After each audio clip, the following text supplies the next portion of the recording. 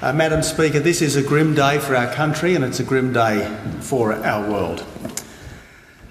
Malaysian Airlines MH17 has been shot down over the eastern Ukraine, it seems, by Russian-backed rebels. 295 people have been killed.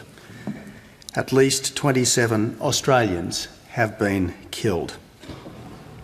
Our hearts go out to the families of all the dead.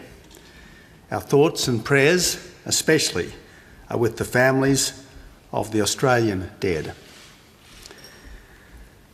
We can't restore them to life, but we can and will do everything to support them in this sad and bitter time, because that is the Australian way.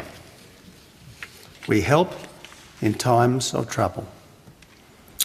Madam Speaker, a Department of Foreign Affairs team is preparing to leave for Kiev. Next of kin and families will be notified as soon as possible. They'll be offered counselling and assistance, and bodies will be repatriated to Australia as quickly as possible. But, Madam Speaker, we owe it as well to the families of the dead to find out exactly what has happened and exactly who is responsible. As things stand, Madam Speaker, this looks less like an accident than a crime. I want to repeat this. As things stand, this looks less like an accident than a crime. And if so, the perpetrators must be brought to justice. Yeah.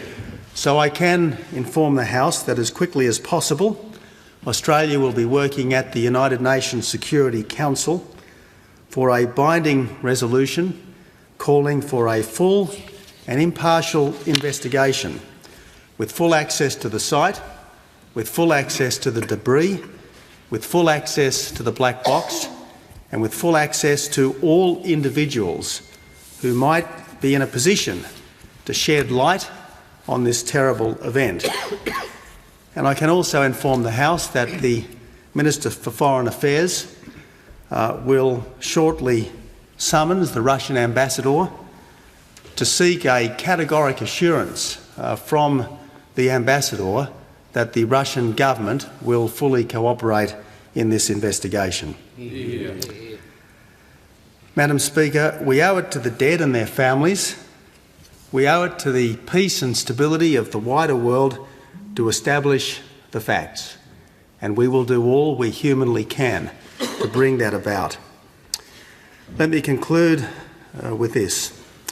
The bullying of small countries by big ones, the trampling of justice and decency in the pursuit of national aggrandisement, and reckless indifference to human life should have no place in our world. Yeah.